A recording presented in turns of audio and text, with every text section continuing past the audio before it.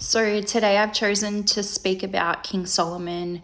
I think that there's a few important lessons that we can learn from him on what not to do. And it kind of incorporates with commandment number 1, 2, and 7. So do not commit adultery, do not have any other gods beside me, and do not make an idol for yourself, whether in the shape of anything in the heavens above, or on the earth below, or in the waters under the sea. So let's read First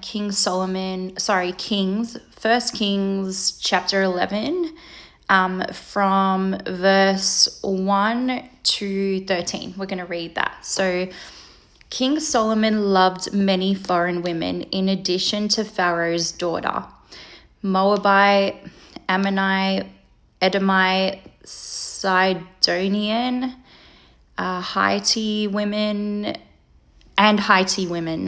from the nations above which the Lord had told the Israelites, you must not intermarry with them, and they must not intermarry with you, because they will turn your heart away from to their gods, to follow their gods. To these women, Solomon was deeply attached in love. He had 700 wives who were princesses and 300 who were concubines, and they turned his heart away. So that's like, let that sink in. That's crazy. Like 700 wives. That's a lot. That's a lot. When Solomon was old, his wives turned his heart away to follow other gods. He was not wholeheartedly devoted to the Lord his God, and his father David had been, as his father David had been. Solomon followed Ashtoreth, the goddess of the Sidonians, and Milcom, the aberrant idol of the Ammonites. Solomon did what was evil in the Lord's sight, and unlike his father David, he did not remain loyal to the Lord.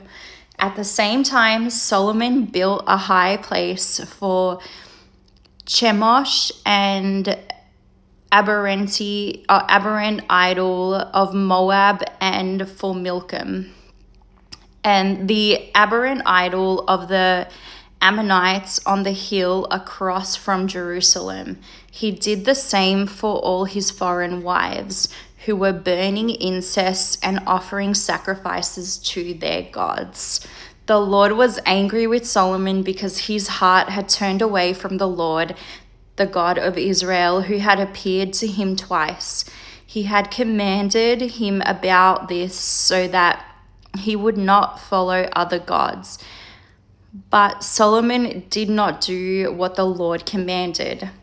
Then the Lord said to Solomon, since you have done this and did not keep my covenant and my statutes, which I commanded you, I will tear the kingdom away from you and give it to your servant.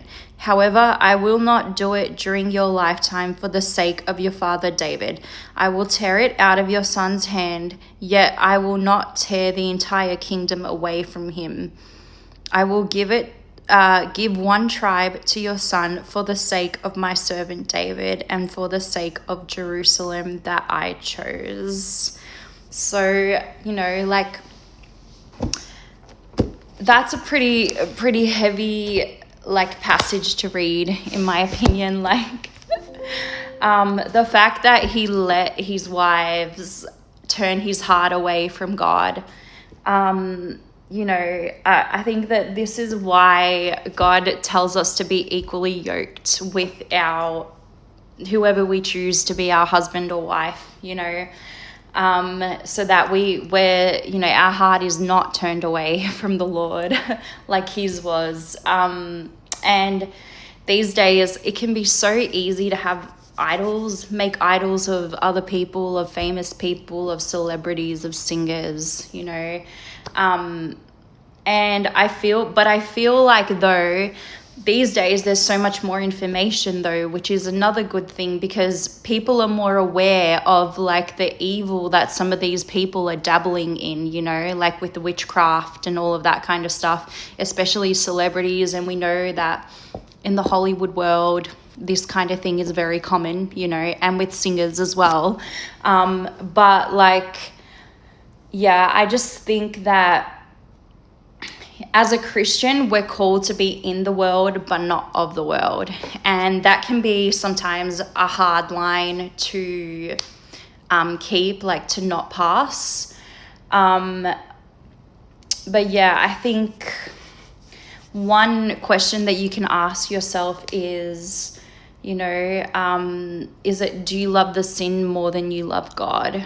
And in this case, I feel like King Solomon couldn't control himself in this case, because he loved having all these women as his wives, and then, you know, he wanted to please all of them, so his heart turned away from God.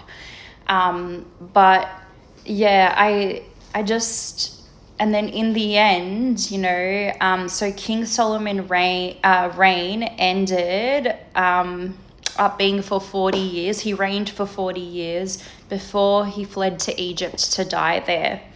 And yeah, I guess another thing is that if God does bless you in a way like he did to King Solomon, it's so important to constantly be praying for guidance and to not disobey God, because like we saw there, the consequence was that, you know, he tore away the kingdom from King Solomon, or King Solomon's son. So yeah, I hope that this helps someone today, and may God bless you all.